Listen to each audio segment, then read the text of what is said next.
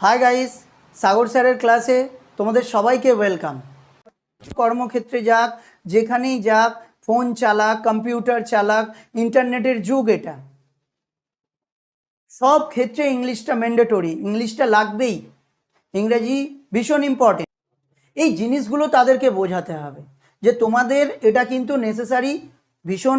তোমরা বাংলা ভাষাকে অবশ্যই শ্রদ্ধা করবে, বাংলা ভাষাকে ভালোবাসবে, বাংলা ভাষাটাও খুব মনোযোগ সহকারে শিখবে, কারণ তোমাদের মাতৃভাষা হলো বাংলা ভাষা। এটাকে কখনোই অ্যাভয়েড করে চলে গেলে হবে না, বা এটাকে ভুলে গেলে হবে না। কিন্তু প্রতিনিয়ত ব্যবহারযোগ্য যে ভাষাটা, সেটা হচ্ছে ইংরাজি ভাষা। প্রত্যেকটা ক্ষেত্রে সেই ভাষাটাকে মন দিয়ে শিখতে হবে, না হলে পরবর্তীকালে তোমরা যে কোনো ক্ষেত্রে যখন তখন প্রবলেমে পড়তে পারো।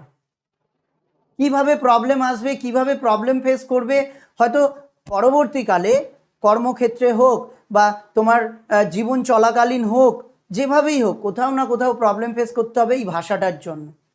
তাই জন্য এই ভাষাটা ভীষণ গুরুত্বপূর্ণ, তোমাদেরকে শিখতে হবে। ইভেন তোমরা এটা ফিল করো না, আজকে ধরো যারা বেঙ্গলি মিডিয়ামে পড়ছে, মানে তাদের পরের জেনারেশনে তাদের বাচ্চাদেরকে কোথায় পড়াবে? তারা ইংলিশ মিডিয়ামে ভর্তি করবে। ইংলিশ মিডিয়ামে ভর্তি করবে কেন?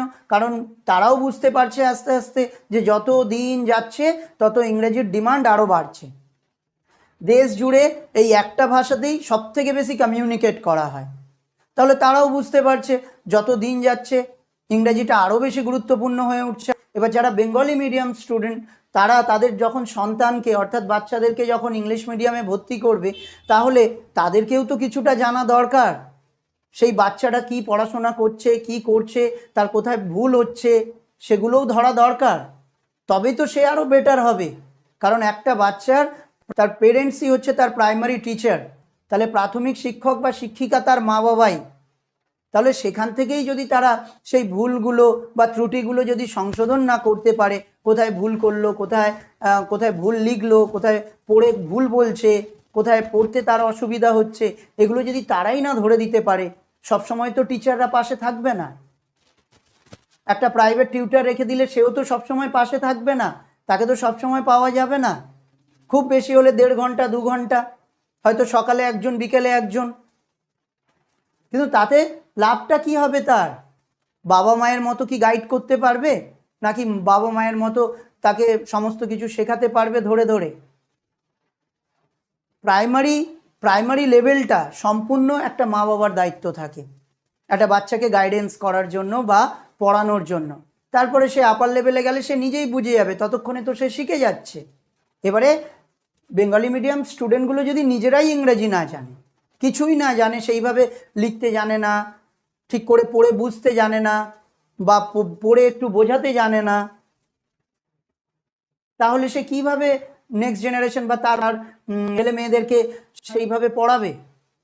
বোঝাতেই পারবে না, তারাও অসমর্থ হবে সেই সময়।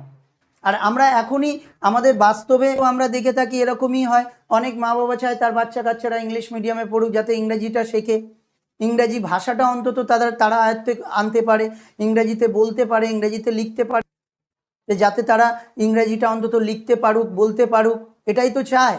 সেই জন্য ইংলিশ মিডিয়ামে ভর্তি করে দেওয়া হয় তাদেরকে। কিন্তু তারা কিছুই গাইড করতে পারে না।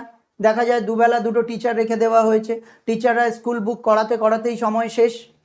তাহলে সে শিখবে কখন? শেখার টাইমটা কখন তার?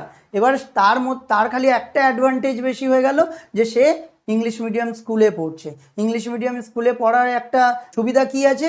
সুবিধা হলো এটাই যে সব বইগুলো ইংলিশে পড়তে হয়, ইংলিশে আনসার লিখতে হয়, ইংলিশে বুঝতে হয়, ইংলিশে স্যার ম্যামরা বোঝান, ডেলি ইংলিশটা অন্তত স্কুল টাইমটা ব্যবহার করা হয়। যতক্ষণ স্কুলে থাকে সেটা 4 ঘন্টা হোক, 6 ঘন্টা হোক, যার ফলে তারা দিনের পর দিন যত দিন যায় তারা শিখতে থাকে। তারপরে একটা টাইমে গিয়ে তারা একটা নর্মালি অবস্থায় তারা শিখে যায়। কিন্তু মা বাবা যদি আরও বেশি তাদেরকে দেখাতে পারতো, বোঝাতে পারতো, যদি তাদেরকে প্রত্যেকটা জায়গায় মানে তাদের ভুলগুলো ধরিয়ে দিতে পারতো, তাহলে তারা আরও বেটার হতো। তাহলে তারা আরও ভালো জায়গায় পৌঁছাতো, আর আরও ল্যাঙ্গুয়েজটা ভালোভাবে ইউজ করতে পারতো। তো ইংরেজিটা সাধারণভাবে লেখা, পড়া, পড়ে বোঝা, এবং কিছু পড়ে কাউকে বোঝানো, কথা বলা, কারো কথা শুনে বোঝা, সাধারণভাবে এগুলো পারলেই যথেষ্ট, কারণ এটা একটা ভাষা। আমি বলছি না সবাইকে ইংলিশ অনার্স করতে হবে বা সবাই ইংলিশ অনার্স করবে, এরম ম্যাটার তো না। অত ডিপ নলেজ তো দরকার নেই সবার, কিন্তু সবার আমি এটাই বলতে চাইছি যে সবাই অন্তত পক্ষে ভাষাটাকে ভাষার মতো ব্যবহার করার যে ক্ষমতা, অর্থাৎ কমিউনিকেট করার জন্য যে ক্ষমতাটা থাকা উচিত, কোথাও কিছু লেখার জন্য যে ক্ষমতাটা থাকা উচিত, বা কোনো কিছু পড়ে বুঝতে পারার যে ক্ষমতাটা থাকা উচিত, এগুলো অবশ্যই শিখতে হবে। ইংরেজি ভাষাটাকে গুরুত্ব দিতে হবে। ইংরেজি এমন কোনো কঠিন ব্যাপার নয়, খুবই ইজি। তোমরা চাইলেই ইংরেজিটা শিখতে পারো। আমার প্রত্যেকটা ভিডিও, প্রত্যেকটা ক্লাস তোমরা ফলো করো।